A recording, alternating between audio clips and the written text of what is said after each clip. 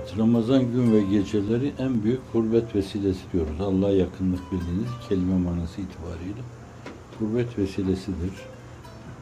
Allah onu öyle bir zemin yapmış, öyle bir atmosfer yapmış. Ramazan gibi işte belki Şaban-ı Şerif belli bir ölçüde mübarek geceler, 15. Berat gecesi deniyor. O hususlarla alakalı Ramazan'ı Kur'an-ı Kerim doğrudan doğruya ifade buyuruyor. Şehr-i Ramazan-ı unzile fil Kur'an diyor. En büyük imtiyazı da Kur'an-ı Kerim'in nazil olması. Kur'an'ın indiği bir ay olması. Yani sema kapılarının insanlığa açıldığı bir ay. Beyt-i Mamur'un insanlığa açıldığı bir ay. Levh-i Mahfuz'u hakikatin insanlığa açıldığı bir ay. Levh-i Mahv ve isvatta her şeyin insan yararına cereyan ettiği bir ay. Hakiki zaman odur diyor. Şimdi bu gecelerin hepsi yani Recep ayında, Şaban ayında, Ramazan ayında bir yönüyle Muharrem, bir yönüyle Zilhicce'nin işte 9. 10. 11. günü bu Eyyam-ı Teşrik Cenab-ı Hak bunlara bir kısım hususiyetler yüklemiş. Fakat bunların içinde Ramazan'ın özel bir yeri var yani Kur'an-ı Kerim. Ramazan demiş, onunla alakalı, ona ait hususiyetlerle alakalı, nasıl oruç tutulur, nasıl edilir, nasıl değerlendirilir insan, nasıl imsak yapılır, nasıl iftar yapılır, bütün bunlara o meseleyi orada detaylandırarak Kur'an-ı Kerim ayrı bir önem atfetmiş. Bu Ramazan-ı Şerif de farz olduğundan dolayı, orucu farz olan, kıldığımız teravih sünnet, İşte o farzın yanında zannediyorum burada belki hani aklımıza önceden gelmemiş olabilir de kurbu feraiz esasen çok önemlidir. Yani farzlarla Allah'a yaklaşma meselesi bir yönüyle temel disiplinlerle Allah'a yaklaşma meselesidir. Fakat şöyle böyle farzlarda insanın kusuru olabilir, eksiği olabilir, gediği olabilir. Bu açıdan da o yaklaşmayı hızlandırma cebren noksan eksiği, gediği sarmalama adına vaz edilen ilahi teşriat içindeki nevafille olur. Farzlarla yaklaşmaya kurbu feraiz deniyor. Nevafille yaklaşma, orada olan eksiği, gediği gidermesi, eki sıradan bir şey olması, mecbur olmadığı halde bir şey yapması, farklı Allah'a karşı muamelesinin, daha doğrusu münasebetlerinde daha ciddi bir tavır sergilemesi, buna karşı ehlullah şöyle derler, kulun bu türlü münasebetlerine alaka münasebet derler. Yukarıdan gelen o münasebete karşılığa da Allah'ın muamelesi derler. Allah da ona göre muamele yapar. O kurbu nevafil, nafilelerle insanı Allah'a yaklaştırma mevzuunda cismaniyet ve hayvaniyetle alakalı bu engelleri bertaraf etmek suretiyle insanın melekuti yanını harekete geçirmek ve böylece melekuta açılmasını sağlamak, insanın melekleşmesi istikametinde bir kere daha hafif düşmeyecekse şayet islim verme insana. Bunlar farzlarla oluyor. Kulun nafilelere kılması mecbur değil onları kılmaya. Fakat onları kılması, Allah'ım sen bana bu farz namazları kılmayı emrettin. Bir de bunun şükrü olması lazım. Çünkü ben bunlarla sana yaklaşıyorum deyip kendi civan mertliğini, kendi alakasını, kendi münasebetini sergilemesi, nafile namazlar kılması. Bu da kurbu nevafile vesile oluyor. Şimdi Ramazan-ı Şerif'in içinde o espri kendisinden teessüs etmiş. Farz orucu tutuyorsunuz siz yani. Onun sahuruna kalkıyorsunuz, onun iftarını bekliyorsunuz, aç susuz duruyorsunuz. Şimdi bu aç durma, Allah için aç durma. Bu Allah için aç duran Efendimizin verdiği ölçüler içinde bir insan herhalde gözünü, kulağını, dilini, dudağını da koruyacak. Onlara da oruç tutturacak. Bu da orucu daha derin hale getiriyor. Yani ben ağzımı bağlamışım sadece. Aynı zamanda böyle gıybet, haram, nasıza ne yapacak sözler söyleme adına da ağzımı bağlamalıyım bu. Tam bir bağlama olmalı. Orucun tamamiyeti ona bağlı. Çünkü bu meselenin negatif yanını ifade buyururken insanın iftar tablosu Rubbe saimi leyse lehu min siyami illel cu vel ataş diyor. Nice oruç tutanlar vardır ki sadece yeme içmeye karşı ağızlarını bağlamışlar. Ama ulu orta konuşuyorlar, gıybet ediyorlar, yalan söylüyorlar. Burada laubaliklere giriyorlar. Belki birine iftirada bulunuyorlar, harama bakıyorlar, haramı dinliyorlar. Kasti ve irade olarak belvaya am nevinden olanlar bugünkü hayatı içtimai açısından onlara bir şey diyemeyiz. Dolayısıyla onun yanına sadece açtığı susluğu kar kalmıştır diyor. Şimdi bunları da yaptığı takdirde orucu daha bir derinleştirir yani. O kurbu feraiz daha bir derinleştirir. Her şeye rağmen bakın bu hususlarda şöyle kaymalar olabilir, sürçmeler olabilir. Mesela hepimiz çok masumane bir şey ifade ederiz ki dün ben birisi için yani çok yakının birisi için ifade ederken birdenbire ağzımdan böyle biraz dil uzun dedim yani. Vallahi böyle içimden geçti ki yani ulan keşke dilim kurusaydı demeseydim bunu. Şimdi bunlar sizin bir yönüyle belki o feraizi yaparken onda delinmeler, kırılmalar meydana getirir. Kırar onu. Şimdi teravih namazını kılıyorsunuz 20 rekat. Hele o hatimle kılma var ya zaten meselenin mesnuniyeti biraz onunladır yani. Dev-i Risalet Fenayi'de o hatimle kılınıyor dev. Hususiyle Seyyidina Hazreti Ömer Efendimiz tarafından mesele o şekilde sisteme bağlanınca bir yönüyle icma vakı oldu o mevzuda ve kimse bir şey demedi artık. Ve işte Suudlarda gördüğünüz gibi hatimle kılıyorlar onu. Bu da bir yönüyle cebrenli noksan ve kurbu nevafili temin ediyor. Yani işte siz farzınızı yaptınız, onda eksik gedik olabilir. Bir kısım kaçırmalar olabilir. Onu tam eda etme mevzunda sürçmeler yaşayabilirsiniz. Fakat Allah Celle Celaluhu o teravih namazıyla onu tamamlıyor bir yönüyle. Böyle bizdeki teravihler yani bir de hatimle kılınıyorsa çok enfestir yani. O arada selat-ı selamlar okuma.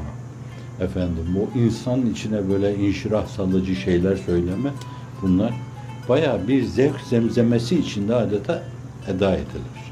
Hele belli bir dönemde yani fakir askerlik öncesi imamlık yaptığım dönemde böyle o musiki şinaslar da hala yaşıyorlardı camilerde, imam, müezzin filan.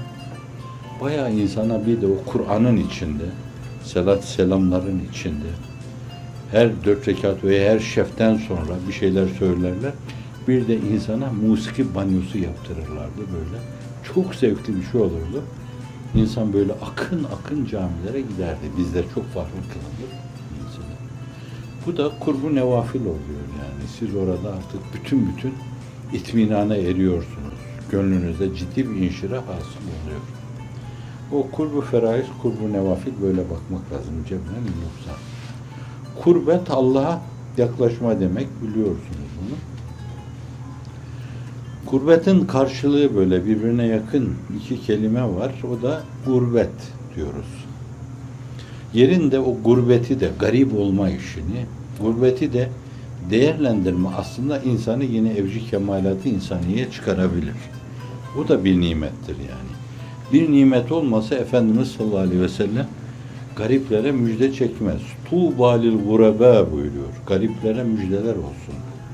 اَلَّذ۪ينَ يُسْلِحُونَ مَا اَفْسَدَهُ النَّاسِ İnsanların kendilerini bozgunculuğa saldığı bir dönemde, dini, diyaneti, her şeyi yıktıkları bir dönemde, ahlakı tahrip ettikleri bir dönemde, değişik yerlerde dinamitler patlatıp bizim ruhi ve kalbi hayatımızı tahrip ettikleri bir dönemde, bunlar da dişlerini sıkar, ıslah istikametinde koşarlar. Dünyanın dört bir yanına şeddi rihaller eder, nasıl yapalım? Bu dini duyguyu düşürelim derler. İşte bunlar gariptirler esasen. Gittikleri her yerde belki kendilerini yalnız hissederler. Ama Allah Resulü takdir ediyor. Tuğba lil guraba diyor. Müjdeler olsun gariplere. اَلَّذ۪ينَ يُسْلِحُونَ مَا اَفْسَدَهُ النَّاسِ Belli kimselerin ifsadata kilitlendiği bir dönemde onlar bozulan o şeyleri yeniden tamir etmeye çalışırlar.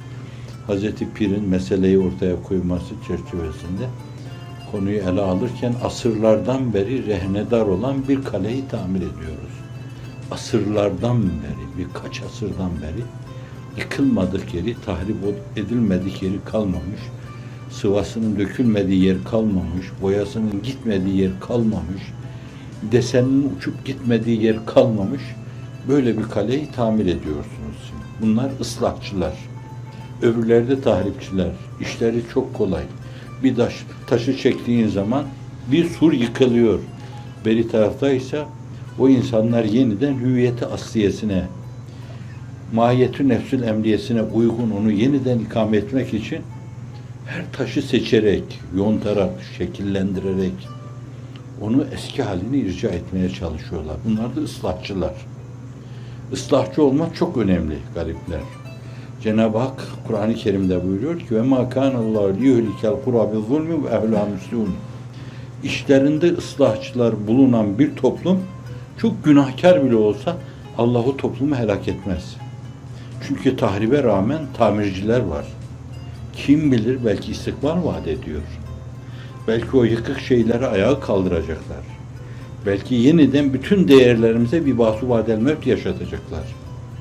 Bu açıdan garipler hakkında böyle bir takdiri nebevi var.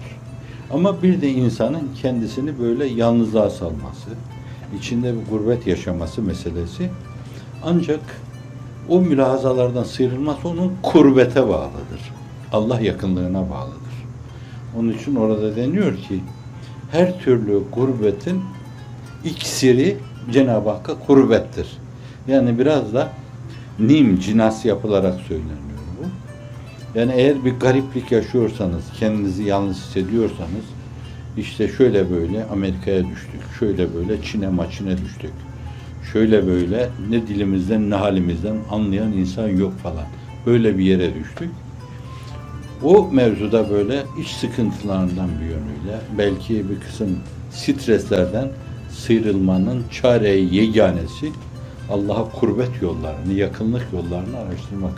İbadet-ü taatla, farzlarıyla kurbu feraizi temin etmek, nevafille de kurbu nevafili temin etmek suretiyle belli bir ufka yükselmek.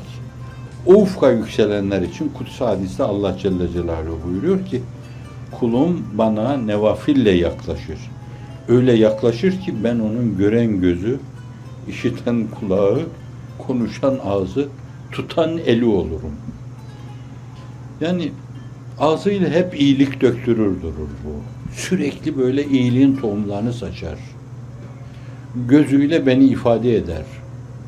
Kulaklarıyla bir yönü hep mesmuat dediğimiz esas sem'iyata kulağını diker. Bir yönüyle kendini yeniden tamir eder belki. Kendini yeniden gözden geçirir. Kur'an ve sünneti sayeyle. Doğruyu tutma imkanı veririm ona. Hadisin sonunda bir de ayak tabirini kullanıyor. Kudüs hadis. Onu müşakele, mukabele açısından Arap dilinde demek, belaat açısından mahsuru yok. Fakat meselenin hakikati varken mecaza girmeme gibi kendimize göre bir edep yolu. Diyoruz ki evet onu doğruya yürütürüz. Yanlış yere adım attırmayız. Fuhşiyat, münkerat, Allah'ın sevmediği şeyler arkasından sevmediğim şeyler arkasından yürütmem onu demek gibi. Onu da diyor. Şimdi kurbu nevafille insan bu ufku ihraz ediyor.